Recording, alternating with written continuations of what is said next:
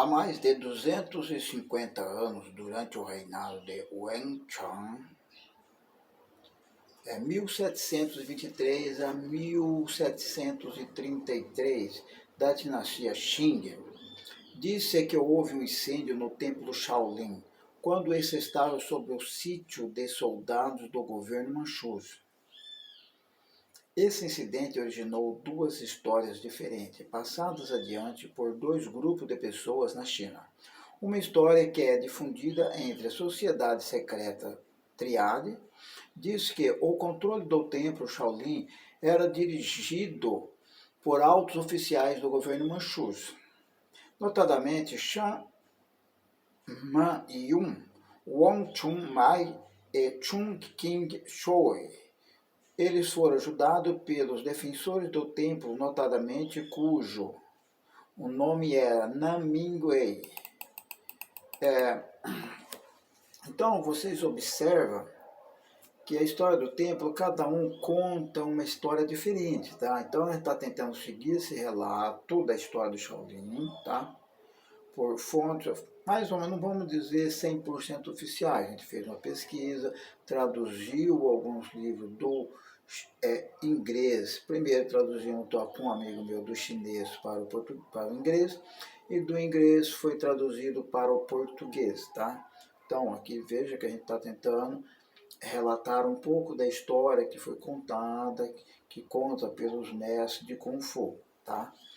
Então, vamos lá, mais um pedaço dentro dessa história para que vocês possam ter noção, tá? Então, Namingwei era um monge de baixo escalão do templo Shaolin, tá? E revoltado porque os seus amigos, colegas, se evoluíram e ele não.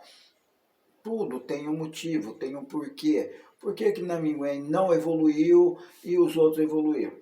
Disciplina, dedicação, respeito, então engloba um monte de coisas para que possa ser evoluído um aluno na época dentro do monastério ou templo Shaolin, tá? Não é revoltado com essa atitude, quer dizer, não vamos dizer tão revoltado, tá? Mas por acreditando por ser um cara orgulhoso, arrogante, exibicionista e não concordando com aquilo que achava que ele deveria subir também, tá? Mas tem os seus motivos que os abades não evoluíram, tá? Ele em conluio com os oficiais manchus, tá? Que colocaram fogo, tá? Então juntaram com ele, com os soldados manchus que estavam lá, e colocaram fogo dentro do templo. Tá? Esse fogo foi em protesto por ter sido expulso, tá, do templo. A história revela que somente 5 monges escaparam da ruína. Eles depois entraram escondidos em organizações secretas e começaram a trabalhar pela destruição das dinastias Qing. Outra história, tá, difundida pelo círculo de artistas marciais no sul da China, tá? Ou China do Sul, faz para alguém, se for ler, talvez a tradução vai encontrar isso aí, revela acontecimentos diferentes, exceto pela parte do fogo que queimou o templo, tá? Então, ela diz que o número de sobreviventes, eu também digo, tá? Não só a história, mas eu também digo, foi muito maior do que os 5 anciões e seus nomes, 5 anciões, tá? E seus discípulos.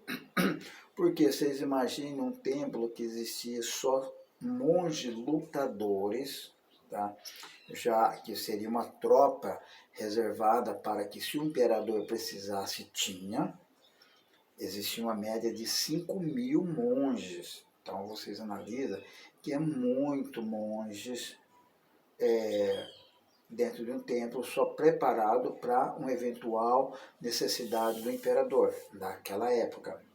Então, para saber que de todos isso aí só sobraram 5 mestres, tá? Vamos, quer dizer, a gente analisa o que? Esses 5 mestres que hoje são mencionados, que nós vamos passar o nome dele, são os mestres que mais destaque teve, ou mais relevância teve durante a dinastia, durante as guerras, os conflitos contra o governo Manchu. Tá? Então eles se destacaram mais.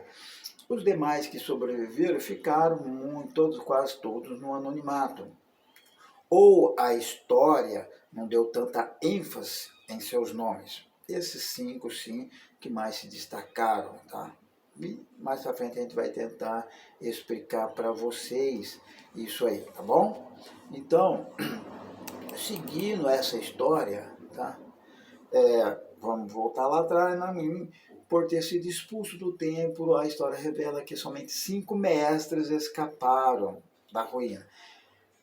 Eles depois entraram escondidos, vamos só recapitular, em organizações secretas e trabalhar pela destruição da dinastia Qin, que nós já falamos, então só recapitulando para dar continuidade. Tá?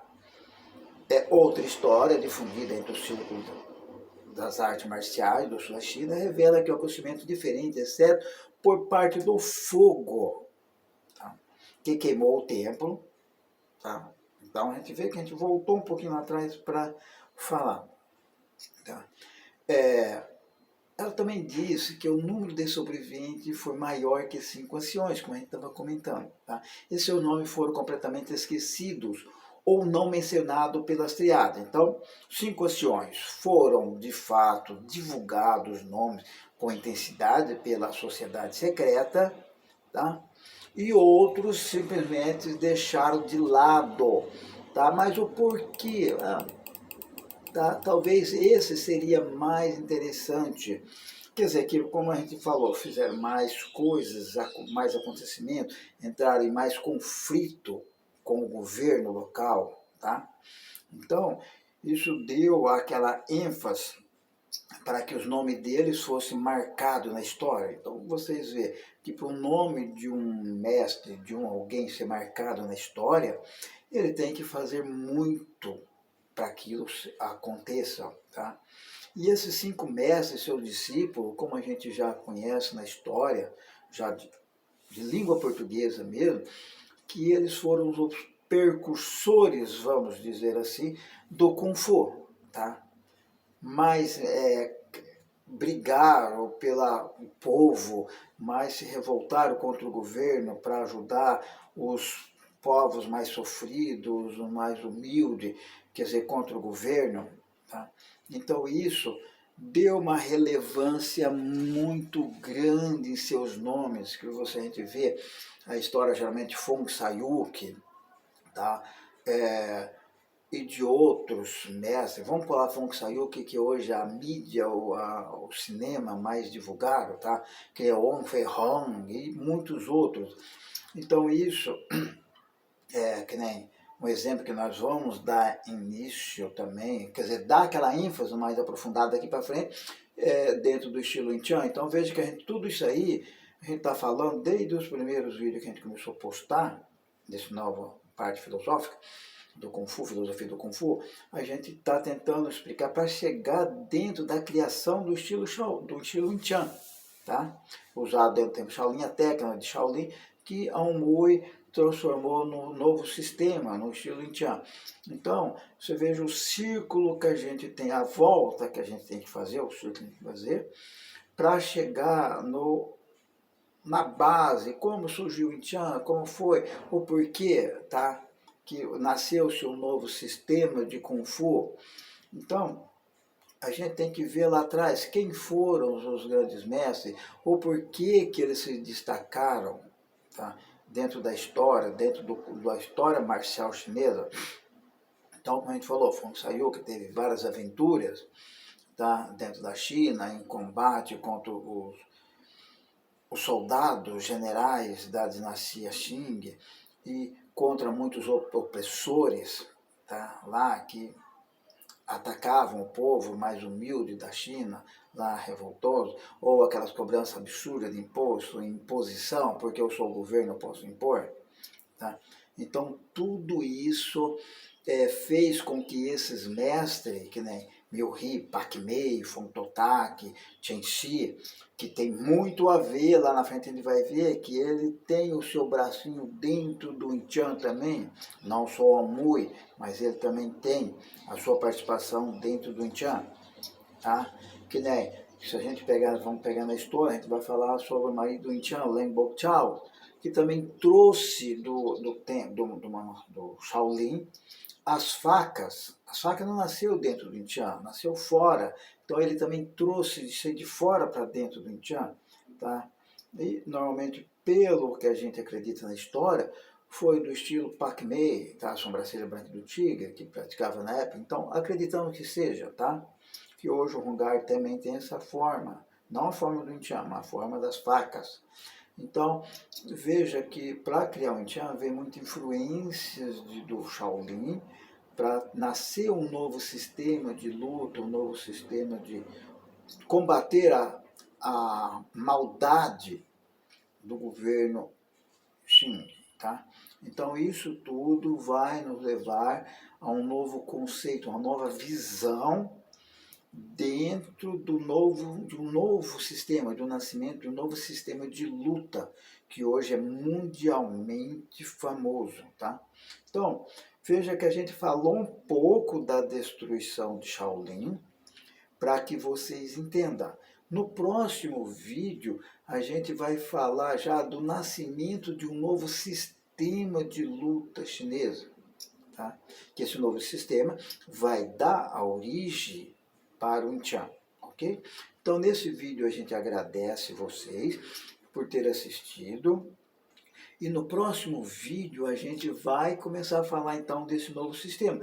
A gente vai voltar dentro do Shaolin, dentro do templo Shaolin, essas coisas, para ir começando a sair fora e entrando dentro desse novo sistema. Como ele foi criado, o porquê, qual foi o motivo dele ser criado, tá ok?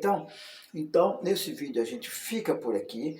Agradeço muito a compreensão de vocês ter assistido. E se gostou desse material, indique para outras pessoas também, tá bom? Então, nosso muito obrigado e até o próximo vídeo.